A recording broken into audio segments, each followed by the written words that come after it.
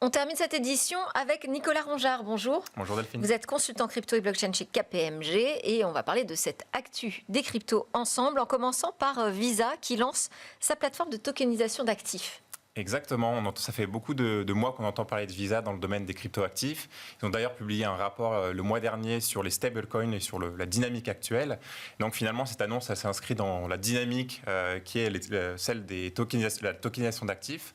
Donc en effet, Visa a lancé sa propre plateforme de tokenisation d'actifs à destination donc, des institutions financières, principalement les banques. Et l'objectif, c'est simplement de leur permettre d'émettre, de distribuer et puis d'utiliser potentiellement comme actifs de règlement des actifs tokenisés qui, très rapidement pour rappel, sont tout simplement la représentation d'actifs financiers traditionnels sur une infrastructure blockchain. Donc on peut penser aux actions, aux obligations, aux métaux précieux, etc. Donc en termes de cas d'usage, on peut naturellement penser en premier aux stablecoins, qui sont la forme la plus démocratisée aujourd'hui et distribuée à échelle d'actifs tokenisés. Mais ce qu'on voit en parallèle ces derniers mois, et c'est assez intéressant, c'est la montée en puissance d'une autre catégorie d'actifs tokenisés, qui est celle du fonds monétaire tokenisé. Et l'exemple le plus saillant pour illustrer Qu'est-ce que c'est le fonds monétaire tokenisé ? Exactement. L'exemple le plus saillant, c'est celui de BlackRock qui, en mars dernier, a lancé son propre fonds monétaire tokenisé. Donc, c'est tout simplement la représentation d'un fonds monétaire traditionnel, donc qui investit dans des obligations à très court terme, comme des bons du Trésor, de la dette d'entreprise, et dont l'objectif, finalement, c'est de proposer le plus proche possible les taux d'intérêt des banques centrales. Donc, aujourd'hui, par exemple, sur les bons du Trésor américain, on est autour du 5%. Et donc, l'objectif de ces fonds monétaires tokenisés, c'est de représenter des parts sur une infrastructure blockchain. Donc on a à la fois la proposition de valeur des stablecoins où chaque part émise est équivalent à $1. Donc on a l'aspect stabilité de la devise. Et aussi on a l'aspect rendement parce qu'on a en fait un actif porteur de rendement qui permet d'accéder finalement au rendement du sous-jacent donc de ces actions obligataires. Alors, l'autre actualité, c'est l'EUCRV de Société Générale Forge qui est désormais listé sur Bitpanda. Exactement. Pourquoi vous avez retenu cette actu ?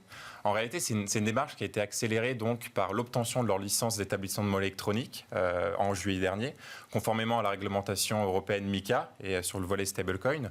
Donc forcément, se poser la question, comment maintenant distribuer et accélérer l'adoption de ce stablecoin euro ? Et en réalité, l'un des moyens les plus simples pour le faire aujourd'hui, c'est de passer par des intermédiaires. Donc Bitpanda, aujourd'hui, c'est l'un des plus gros brokers européens. Ils ont 5 millions d'utilisateurs actifs. Ils sont également très présents chez les entreprises parce qu'ils fournissent en marque blanche des solutions technologiques. Donc forcément, il y avait une volonté de Société Générale Forge d'accélérer cette adoption-là dans un contexte où, je le rappelle, qui est assez important. Aujourd'hui, 98% des échanges sont effectués en stablecoin dollar. C'est là où le bal blesse d'ailleurs. Mais la bonne nouvelle, c'est que maintenant qu'on a un cadre juridique clair, on a beaucoup d'acteurs qui se lancent. On a Société Générale Forge avec son EUCRV, mais on a aussi Circle, le géant américain, avec l'Eurocoin, qui est plus utilisé aujourd'hui. Et en second plan, on a d'autres acteurs comme Banking Circle ou encore Monerium qui se lancent aussi à leur tour. Donc finalement, on a un peu une course au stablecoin qui est en train de se lancer parce que maintenant qu'on a un cadre juridique clair, on peut se lancer, on peut proposer des stablecoins euros et l'accélération, la dynamique en fait va dans ce sens. Et le fait que ça arrive sur Bitpanda, c'est une accélération, un booster. Absolument, tout à fait, qui sera utilisé, qui sera distribué auprès des particuliers et potentiellement aussi auprès des entreprises. Et c'était pas gagné d'avance d'avoir Société Générale qui travaille avec Bitpanda ?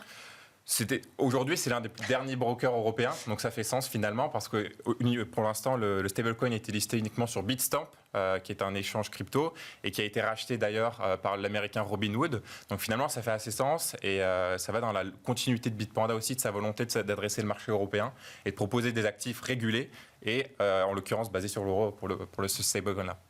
Merci beaucoup Nicolas Rongeard pour votre regard sur l'actualité des cryptos. Je rappelle que vous êtes consultant crypto et blockchain chez KPMG. Puis merci à tous de nous suivre. C'était Smart Tech. Vous nous regardez sur la chaîne Bismart for Change, également en replay. Vous pouvez nous écouter aussi en podcast. Et je vous dis à très bientôt pour de nouvelles discussions sur la tech.